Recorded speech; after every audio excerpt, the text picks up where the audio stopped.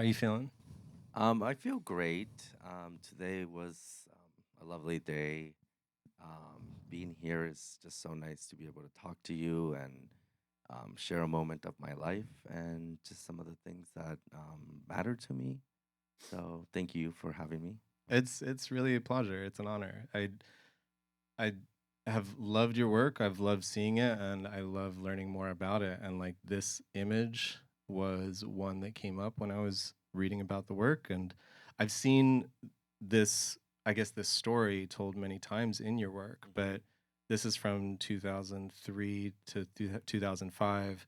Um, this is the story of Saint George and the Dragon, and I wanted to start here because I think there's a lot of things that are kind of formative in this, like in this particular image and like the story itself and how you like saw that story. Well, I moved to San Francisco in 2002 to attend the CCA college. And I unfortunately wasn't able to take into the school because of the financial situation that I was in. So it's really nice to know that you're providing, you know, mentorship to students because I think in 2002 there wasn't anything like that. I mean, the internet was just kind of starting, and moving to San Francisco was such a dream of mine, and I made it happen, even though I didn't end up going to the school. And for me, I think the vibrancy of San Francisco, which always just shined so much to a forgotten soul, or this idea of like the hippie, the queers, gay culture, really attracted me to this idea of knowledge. But once I couldn't attend the school, I had to kind of find my own mentorships, and I saw that through my friends, but this actually, the image of St. George and the Dragon appeared to me through a woman who was selling an embroidery at the store that I was working at. I ended up buying the embroidery off her, and I started to really think about how I grew up in a religious household that spoke about angels and the defeat of the self, but in a more um, Catholicism way, where you have to repent your sins and think about what it means to not follow the, status quo of like a normal way of thinking because heaven is the ultimate power of our existence. Um, St. George to me became this mantra. I started to really kind of ask myself who I was in the picture. And I decided to think that I was all aspects of this kind of fable. Um, the fable talks about a dragon that houses himself next to a water well. And this town is in fear that this dragon is going to drink all their water. So they must lottery their beings into a sacrifice because the dragon ate all the animals, as if the dragon shouldn't eat the animals because the humans are eating the animals.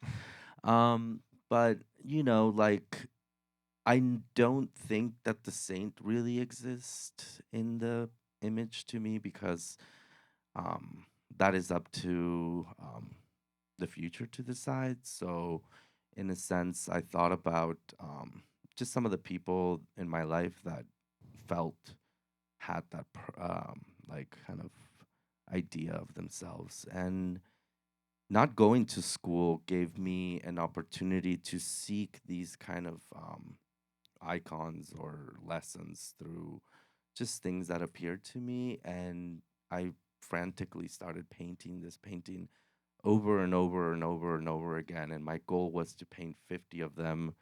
I Wow. still haven't painted 50, but um once I moved to San Francisco, New York, it's almost like the image faded away somehow because I felt like I had the time with this image, but it's something I constantly go back to, and when I recognize it through my journeys, it reminds me of just really kind of finding things to reflect on. That I mean the part where you say that you can be every single character in the fable is what stands out to me, because there's the dragon or the snake, there's St. George, and then there's the townspeople that are afraid.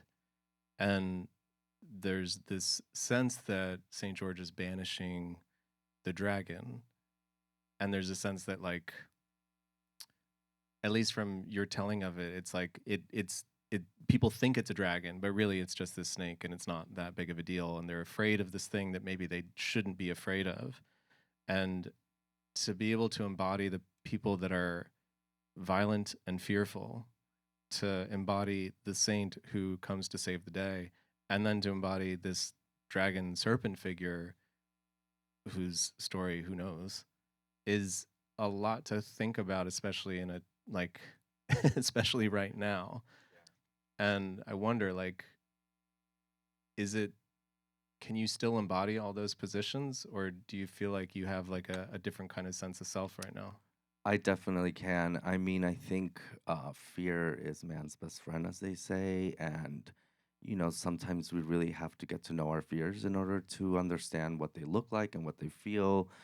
And it's hard, it's one of the hardest things that we can allow ourselves to kind of communicate with, because sometimes that comes with a tragic death, addiction, just being alive. And to me, when I thought about this so much, and the fact that this dragon was portrayed as like the entity of the end of life, and a dragon essentially is a mythical creature, so like this idea of the myth or the flamboyant also became kind of like what I was thinking about, where I was like, oh, there is a fear of the other side of the human being that maybe we aren't allowed to, or we shouldn't exercise, which is our inner divas or our inner goddess, or our inner demons, but I still relate to each character, because not every day is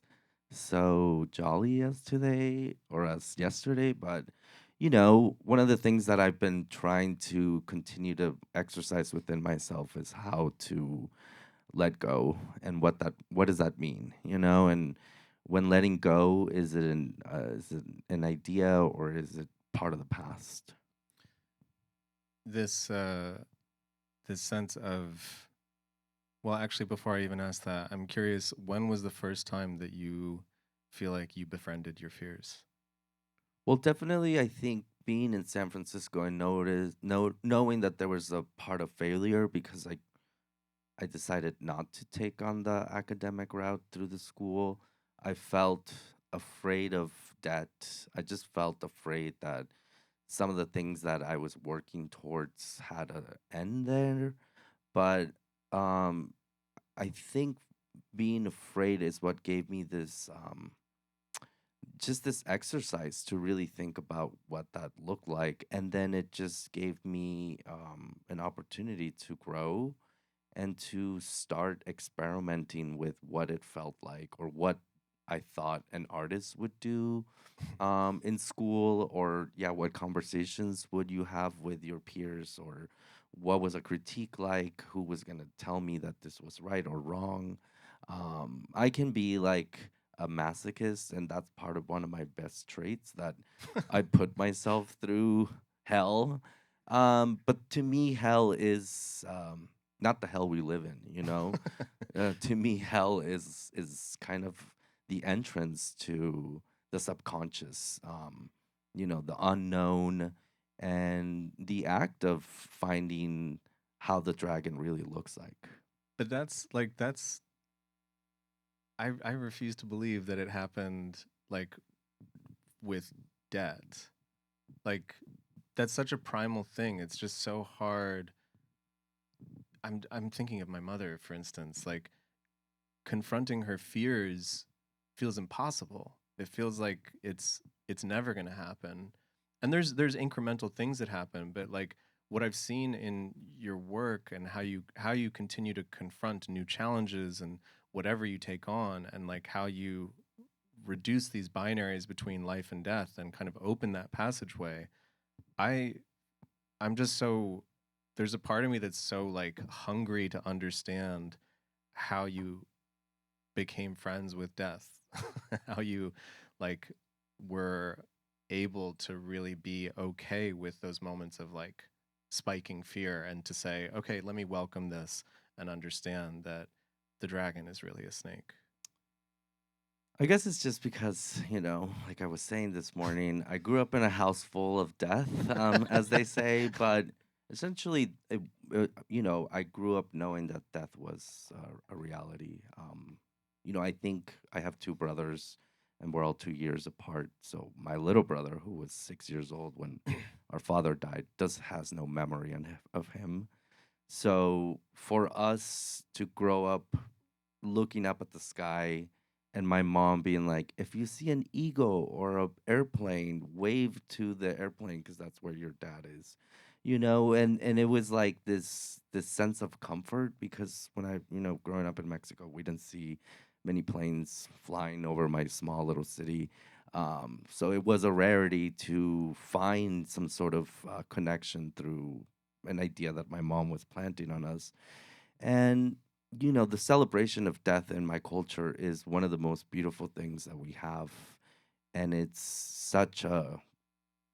just such a rich and beautiful act of nature to embody this idea of the ephemeral aspect of life and how people are the closest things to us when it comes to a memory. So, not having that person next to you creates this idea of sorrow, but I think for me personally, it has created an idea of safety.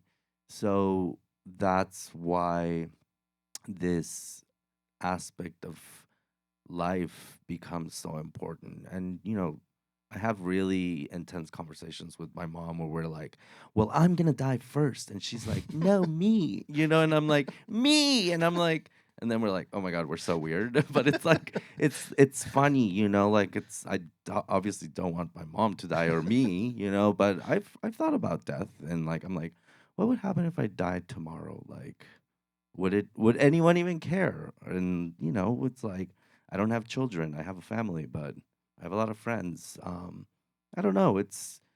We're seeing so much death every day today, and it's almost like a normality, and it's not celebrated. Like we aren't celebrating the death of people right now.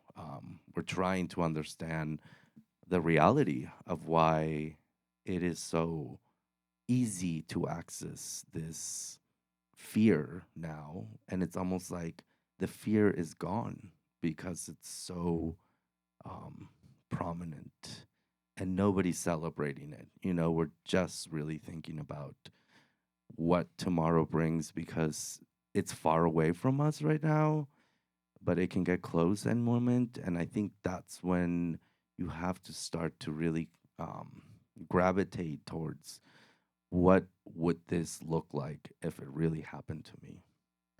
There's I was just thinking about this today, so bear with me if I'm don't have a full thought here. But there's this anime called Demon Slayer, and I've been watching it, and it's really brutal. The beginning of the story is really brutal and like kind of terribly sad. And um, the that like this new movie came out, and apparently it's like the biggest selling anime film ever. And I was just thinking about that. I was like, why would that necessarily be the case? And there's a part of me that thinks that like exactly what you're saying about this this possibility of celebrating death. So like understanding like grief is a part of living and being alive. There was something about that show that was like because that brutality is so present, it almost allows you to sink your teeth into life and like really experience something that feels more real, like more charged. And that's kind of the sense that when I go to your exhibitions, like I get this sense that life is charged, that it's you don't fuck around. Like this is real, this is happening, and this is important, and it's joyful, and there's like such a spectrum of emotions, and like this show El Rio, um, now several years ago, 2016, one character in particular, like I just remember being floored by this character. The body language, there's behind all the pearls are just like bullets streaming down the fabric, and I was like actually shaken. Like it was such a beautiful, coy, strange sculpture that was like kind of in the press release. It sort of alludes to like saint or assassin, and I was like, Jesus Christ, it's a lot. It's like it's really beautiful. So you are kind of left with like, what do I do with all of this? Well, as you can see, this character is wearing a military suit, and it is covered in fake pearls, but it also drapes these bullets. And you can't see his eyes, but you can see their smile or their grim. And then that's what reminds me of the saintlyhood that sometimes a saint can't be a saint without the act of defeat, the death, and the renewal. So, in a way, it is a double sided image of the self, like not just of the person that decides to take on that role, but the reality of our personal selves and how we have the capacity to flip. And it's one of the scariest things to imagine because you you can't help it, and sometimes you question people's actions, and it's hard to understand what it is that people are going through when they can't communicate. So, yeah, this object was a really interesting thing to bring into this exhibition called El Rio, which to me, when I was making this body of work, was work that just accumulated in my studio. Um, and it all related back to kind of the idea of St. George and the Dragon and how the fable really just became like my ultimate teacher. And I wanted it to teach me something. And it's taught me a lot because it's made me believe in the past. And it's made me understand that by thinking of something that once was here or an idea or a memory, what would it be like if those memories weren't here or if those people couldn't tell you about their future or their stories? So it's a sense of really just understanding um, that, our lives come with so many stories from the past and they usually relate to other people's lives. This is, you know, the next version of St. George and the Dragon. I'm I mean, it's such an insane piece. Like it's you really do have something masochistic in you. Yeah. Um but it also feels like so multi-dimensional. Like when you're talking about the past, it does feel like time is kind of folded on itself over and over again in the drawing itself. Like all of these things are relating, but it's not like it's far away or near. It's like all of the things at the same time. Like it's like 11 dimensions instead of 3. Yeah, well, I think for me, spirituality is psychedelia. Like when you really reach that level of trust and belief, and it comes with other people's practices or ways of thinking, you can really tap into something that really just takes you there. And as you can see, yeah, the image of Saint George is so fragmented, and now it's almost like a computer chip or I don't know what, but that was the whole point of using and abusing that image over and over so that I could access more of myself through this idea of wanting to see the double-sided picture of the self. Was this were you at all influenced by like underground comics when you were kind of growing up? No, I never was. I think Mario was the only thing we had access to in Mexico when we were little, but I never got into comics. Um, I think when I made this when I moved to New York, and I learned about this artist Agustin Lesage, who I believe was a mailman, and they would get home and make these very intense drawings.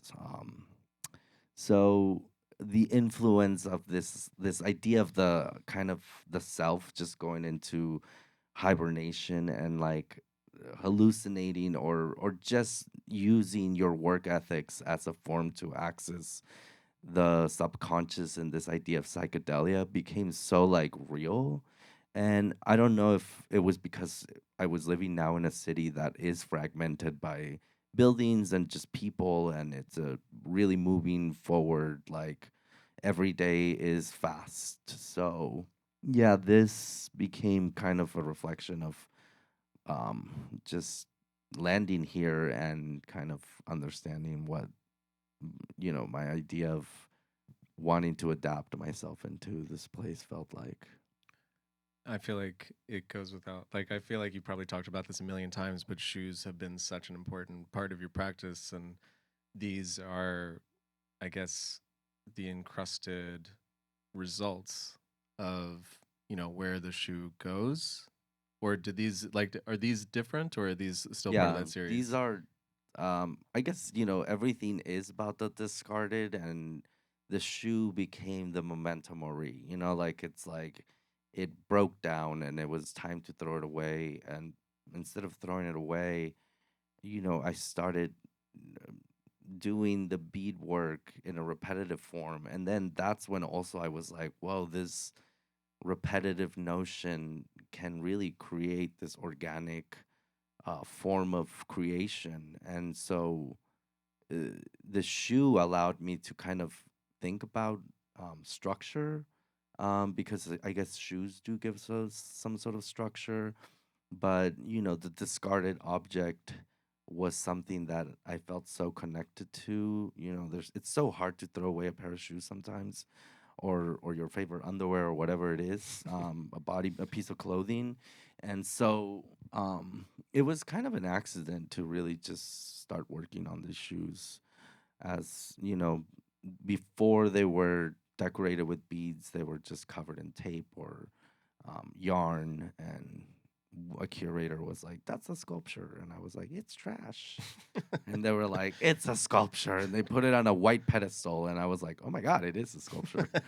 So this is like the fun part about like taking the advice of others and just believing that maybe you should give it a second chance. Mm-hmm. These, I like that it's a pair. I like that it's there's all these dualities, and I think there's like, it feels almost pedagogical in a way where there's these dualities that are meant to kind of undo them, like undo that duality, where whether it's life or death, or whether it's like the artist and curator, like that person seeing that work and being like, oh, I think this is like something to think about and something to make out of that.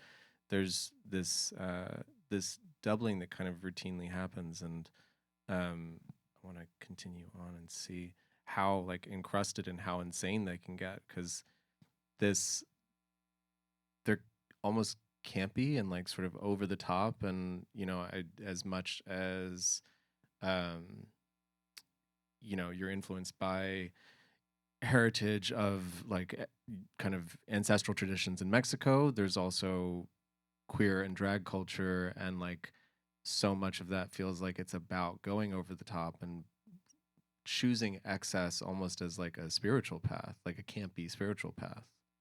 For sure. I mean, I think X's is one of my favorite like pastime activities. Like you can call me an alcoholic, a drug addict, an overachiever, masochist, a good friend, all of it at once. But yeah, like I think it was like the towering effect of like trying to put these things together and believing that these materials we're not meant to work together. So it is the duality of the yes and the no. It's the yin and yang.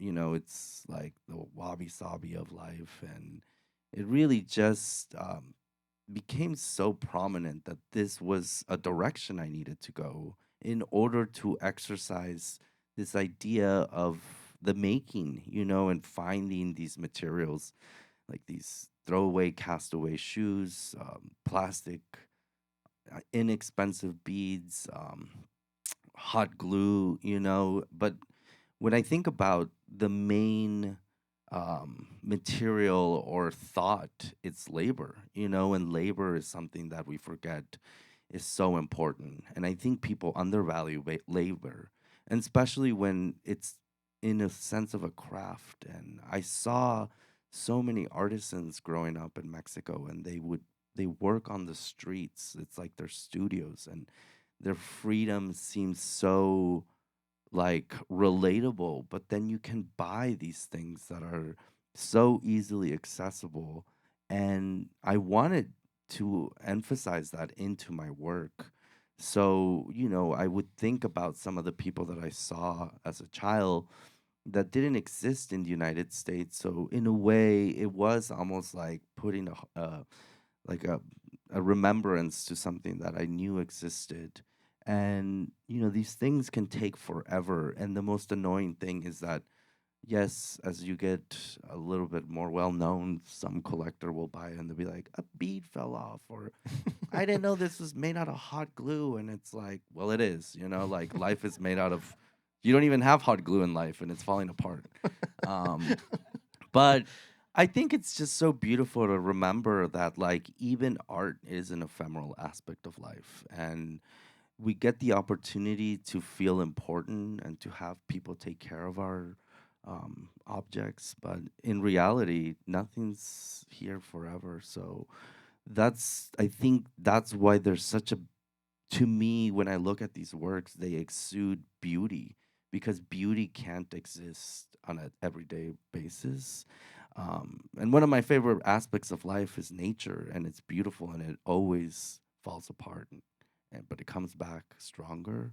So in a way, the shoes also reference kind of like to this idea of the tower, that if it doesn't fall apart, it's not important, because in order to understand what life can look like, is you have to see the cracks in it and the failure that it comes with, and you only get to learn more from those experiences than having this pristine aspect of the self. There's a part of that that I'm like so happy to hear, and then the other part is like, all right, so what are the collectors saying about all this? Like, I think they're very happy. They put them in like plexi boxes and it just freezes the work. Or, mm, now I add resin so that it can have a long lasting life. But I don't make this kind of work that often anymore, specifically the shoes, because I think it was happening at a time in my life where it was the only thing I could really, I didn't have a studio big enough to make a grandiose sculpture or a 10-foot stained glass window. So working in my room or in this tiny space in New York just gave me the opportunity to exercise that value. And I think that's something that maybe following my own journey as an artist has been one of the greatest things I could have given myself. That maybe at that moment, not choosing the academic world, as now we can consider ourselves academic people, um, the desire to believe in this moment, and that I could exercise something just through the simplicities of going to Michael's and buying, $50 worth of beads and taking my dirty shoes and putting beads on it for 4 months, was like incredible. So, um, yeah, never give up, I guess. That's something that I try to always exercise. It's like, even if you hit that wall, there's always tomorrow. this, so all of that labor Yeah. and modesty and like working in that small studio then results in having an opportunity that puts a highlight, like a spotlight really on your work that propels like other major projects that continue and are, you know, continuing right now at Pioneer Works. But this felt like the first major moment where you had the window, you had these figurative sculptures that were kind of telling a loose story. And like, what is it, um to see someone believe in the practice? What does that feel like? And what were the things that you had to break through to find something like this? Well, I mean, it is very emotional to look at this photo because I think it's a dream of any artist to be asked in these prestigious exhibitions. And w- when I was asked to do this show, my studio was literally the size of a hallway. And somehow it was an artist run space called Secret Project Robot in Bushwick. It had moved several times and they were ending their lease. So I had gotten the opportunity. And then my friend Gage, started this um, club called the Spectrum. And then that closed and we had the Dream House. So I was able to make the window for the Whitney Biennial in a basement, so there was no light coming into that basement. So it's kind of like thinking backwards. And also, I never really was meant to make these windows somehow. They were like such an afterthought to an exhibition where I would just see a window in an exhibition. In the El Rio, there was Company Gallery had four little sets of windows, and I put these like paper tape, like trashy windows up. I can say trashy, but Chris and Mia looked at the work and they were like, "Why do you do this?" And I kind of bullshitted the story by saying it's a reaction to architecture, but now I realize it is. But they saw when they gave me the opportunity, they brought me to the museum and were staring at a vast window, and they're mainly talking about my practice as something that they really saw um, living in the outside of the museum and having a greater relationship to its community out there than inside the institution. So they really wanted to bring that into the space and have the dual reflection from the street within the space. So that was just such, I was like, I must have won the lottery, because it's like whatever I'm doing is a form of respect. And when I close my eyes and make a wish, it's the only thing I can ask for, because I feel like respect really comes with everything um, that we can imagine. So yeah, all this work was made except for the window at the old Secret Project Robot, and I'm so curious to understand how this work is doing, because at that point also just the way that I was building these things was so much different than what I can do now, because I've done this so many times now that I understand exactly how the materials will react and what will stop them from having a form of decay.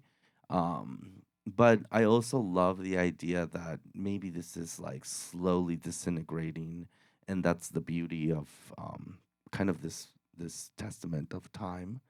So yeah, the piece is called "The Beginning and the End, Neither and the Otherwise, Betwixt and Between. The end is the beginning and the." So it's a repetition of time. do you do you have like a writing practice? Because like your titles are they always sound like they're from longer poems. Well, I feel like my writing practice comes a lot with my collaboration with Jesse and Hairbone. We are allowed to Jesse Stead's in the Jesse audience. Stead Yeah. is in the audience. My performance practice, specifically the band, allows me to improvise, and I've realized I'm really good at improvisation, and when it comes to giving a speech, I can give the speech of a lifetime. But it comes from the heart. So when I sit down and really exercise the act of writing, I can really get in a really beautiful space. And I don't do it often because I find that it's such an amazing thing to access at points. I don't want to overdo it. Sometimes making art has become such a struggle to like want to continue, and it's emotionally draining. So I think, yeah, like finding time to exercise this moment of creating a title or a verse is something that we have to access at points. I want to go to another project that was really forward facing, this Carousel piece.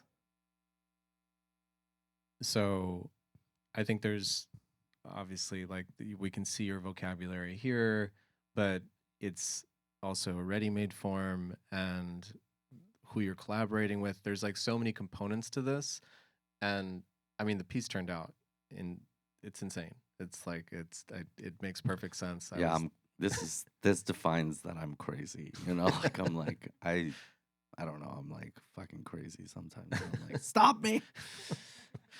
But yeah, this was it was like I got asked by our production fund to submit a proposal for a collaboration with Bulgari. Like I love jewelry. I love the idea of the unattainable like object of desire, which sometimes is money and status.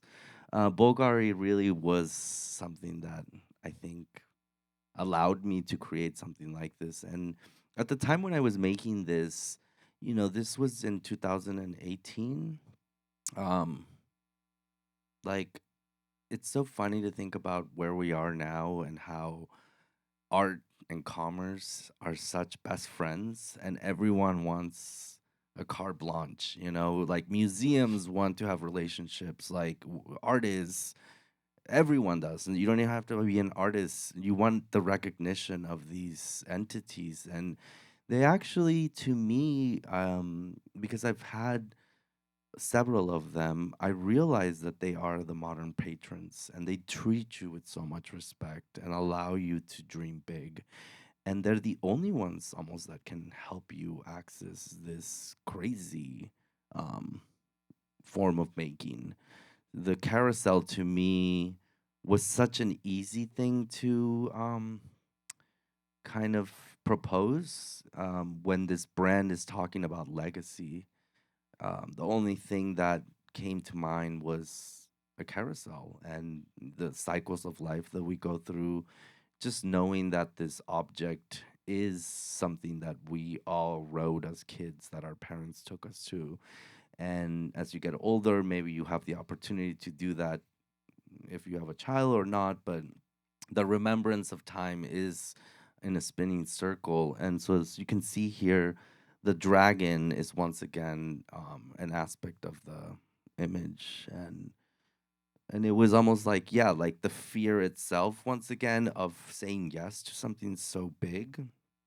And I was told not to do this so many times. They were like, nobody's gonna take you serious because you're working with this brand, and I was like, I don't give a fuck. Like, I want to take myself serious and understand what it means to be offered this kind of experience. And if it comes with saying goodbye to a traditional way of thinking, then I'll learn from that. But, I think we've all left relationships and moved on from things that hold us back. And to me, at that moment, I was like, I have to listen to my instincts and just believe that if this is an opportunity, because the world wants you to exercise this idea of the opportunist, but we aren't opportunists, we are seekers. And in a way, this was something that was brought to my attention, and I didn't even take it serious. But not taking it so serious is what gave me the opportunity to exercise this form of magic. And now I look back at this and it is a monster of its own. The beauty of this thing is that it does exist, and these galleries have helped take care of it, and it's been shown throughout the United States in so many different places. So it comes back into my perspective at different times in my life. So it is showing me the cycles of time. And it's still reminded me of that kind of baby self that I had to kind of grow into as an adult. And it makes me feel really proud, that um, time has given me this opportunity to exercise some of the craziest things that we can think about. Was that a moment that kind of showed you the limited thinking of like a past art world? Like, I don't actually think the art world is really in that place anymore. I think now they welcome any fucking partnership in the world, but like that, I think back then, like the idea of selling out and the idea of like not being taken seriously was so pertinent and on so many people's minds. Like, did it kind of give you license to be like, no, I know the vision that I have? Well, I think for us being in the Whitney and being asked by Tiffany to like collaborate, and that was really crazy.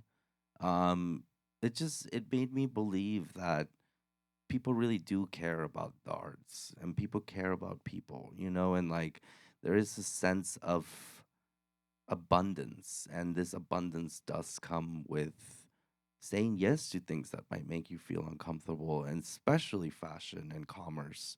But we are all part of the cycle, and that's where I'm like, it's really interesting to see how much they're dancing together now, and everyone wants to be at the party, and everyone wants to have the experience of sitting on that table. And you know it is a pleasure. It is something that I think should be exercised in many different forms. And I think it just also goes back to believing in the moment that you are, because these things come at that time. They come when they're supposed to be there. This, I think that this collaboration worked out beautifully, and I actually was really surprised at how well the Tiffany collaboration went. But do you also do you have any like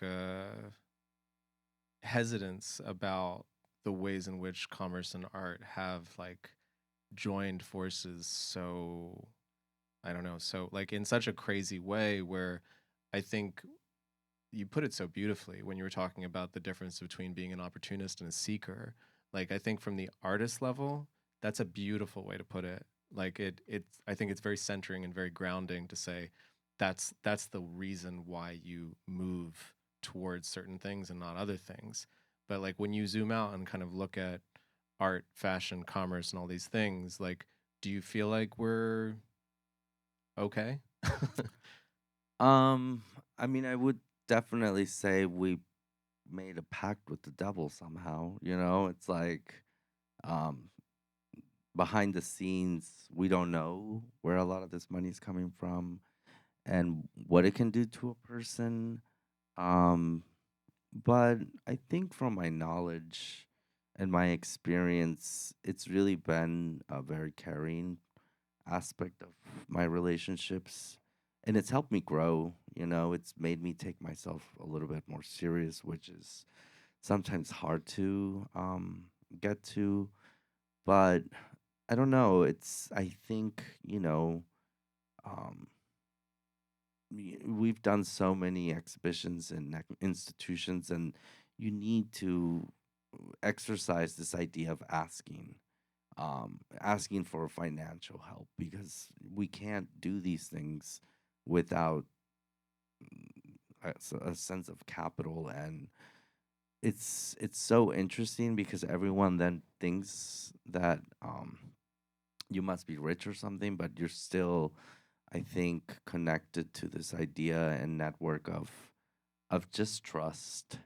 And I don't know, I'm really happy that people get to exercise these forms of thinking, and I think it gives more of these opportunities for awards and being awarded, Hmm. and feeling like that is an important gift. The award becomes a self appreciation, and it's most of the times you're either applying for the award or just secretly being told that you won, and it's something really cool. I don't know. I'm just so thankful of the experience that I've had with these moments of time. This this really stands out to me as like one of my favorite exhibitions of yours, and of that year, I thought this was like one of the best exhibitions that I even saw in images. Like I I'm kind of speechless. Like I was jealous at how great it was. um and thinking about how many people need to come together for something like this, like I actually am really curious, like the gallery involvement, the museum involvement, like all of these different parts, how does that come together? You're giving me a face. I'm trying to decipher. Um, well, I mean, these conversations and these visions are so hard to execute. Specifically, this, it was so intense. I get myself in a lot of trouble by saying I'm gonna do something because then I end up having to do it. And that was kind of the same thing for the Carousel. And doing the show at the Henry was the same thing where they're like, "Oh my God, what do you want to do?" And I said, "I want to fill your um, Skylights. skylights with these faux stained glass windows." And then I was like, "Shit." But the installation aspect became so natural, this idea of looking up became so important and finding a way for people to connect through space architecturally. Then I was like, okay, I've tapped into something.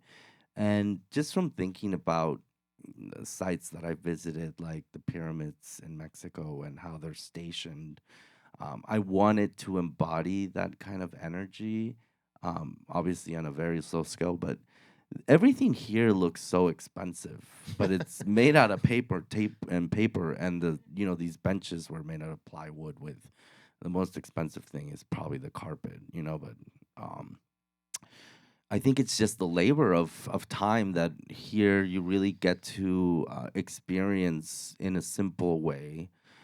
The works, the three sculptures that are in the exhibition are works that I've had in my life for so many years.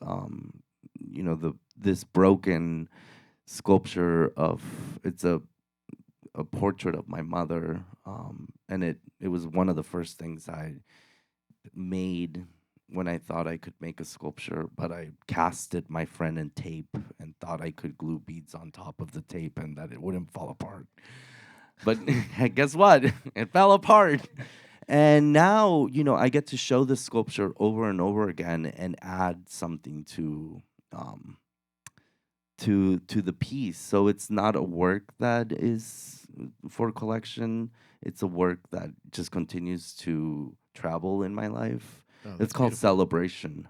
So it's a celebration of time, and most of these beads that you see on the platform are either sweepings from my studio, um, or just accumulated trash, if you want to call it that.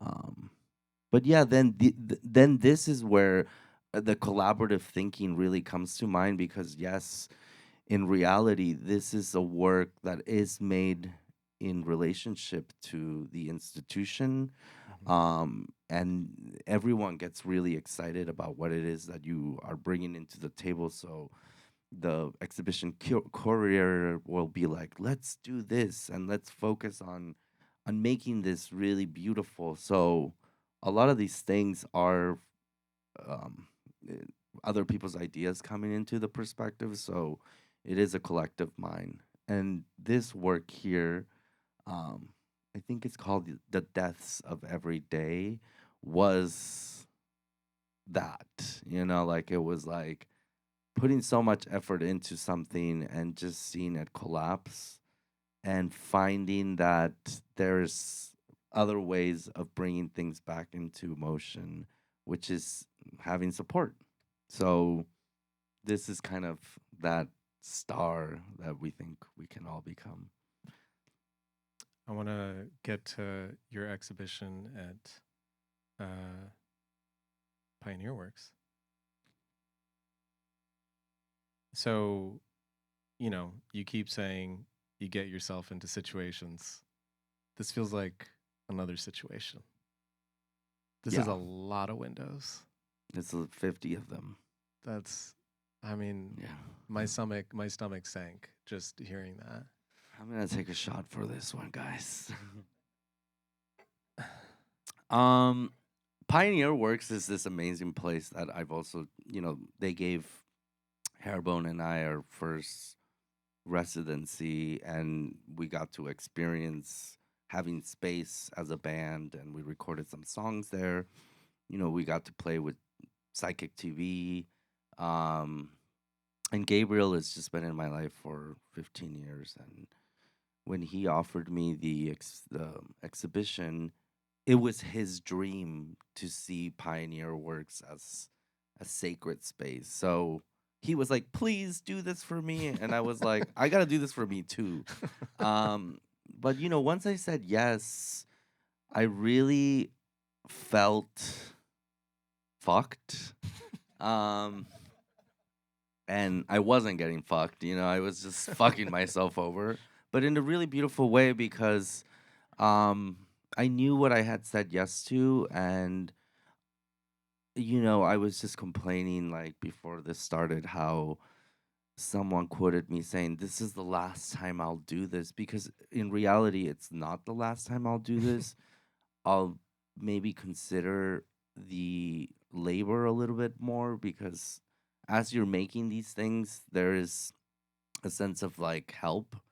But when it comes to once again thinking about labor, it's, they don't pay an artist to work. They think that whatever you make turns into gold, which it doesn't, but it can.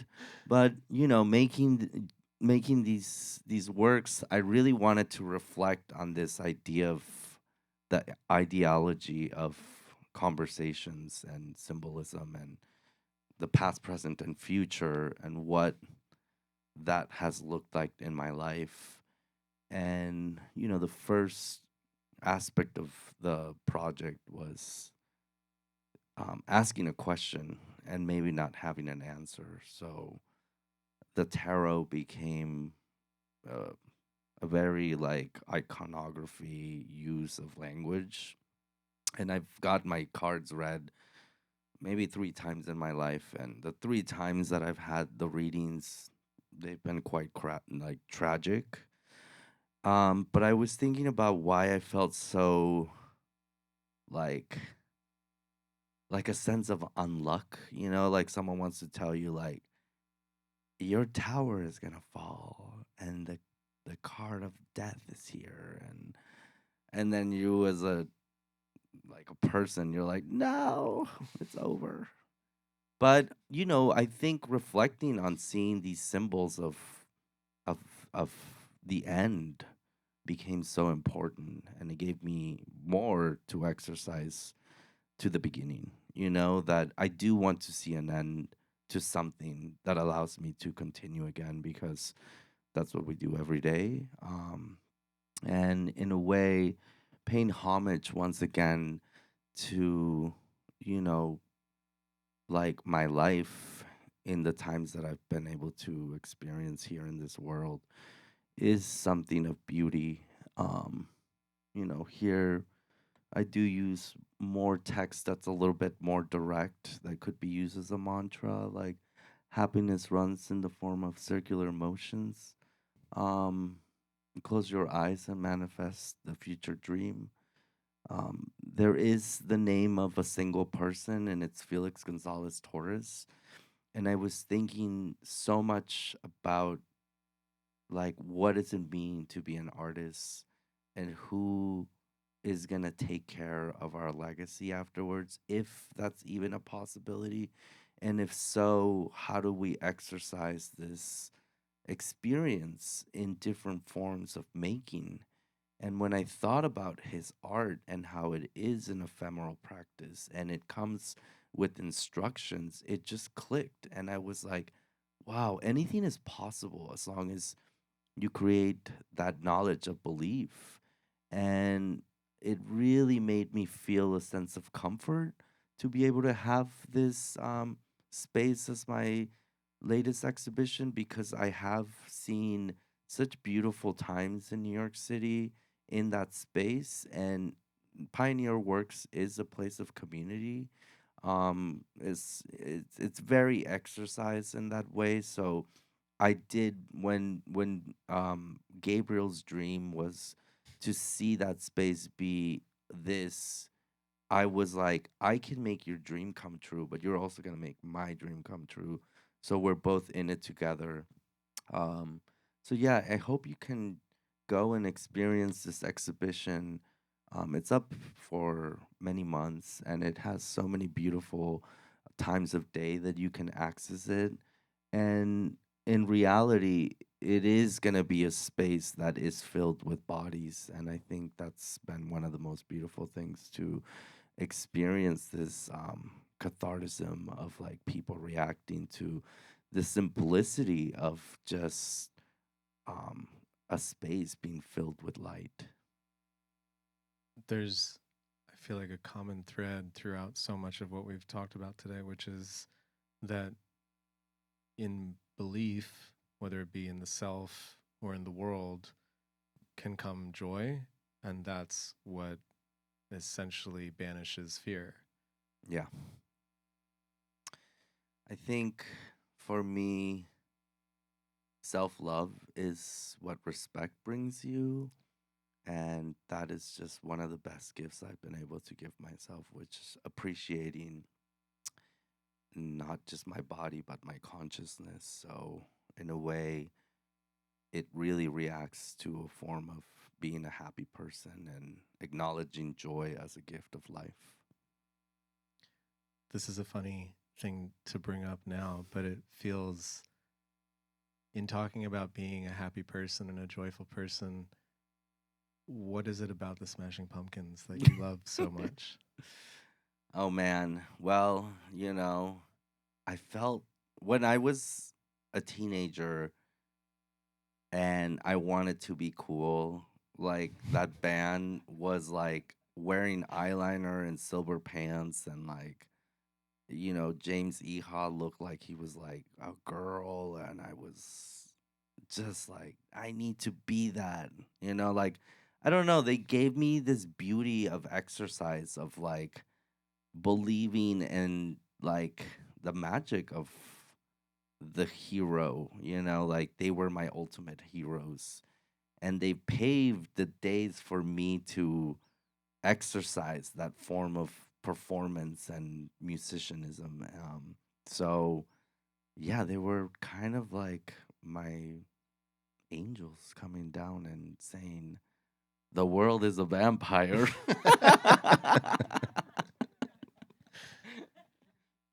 I'm not going to add anything to that. Yeah, I think we just have to really exercise sympathy a little bit more and really just have a form of gratitude, whether you're a spiritual person or not.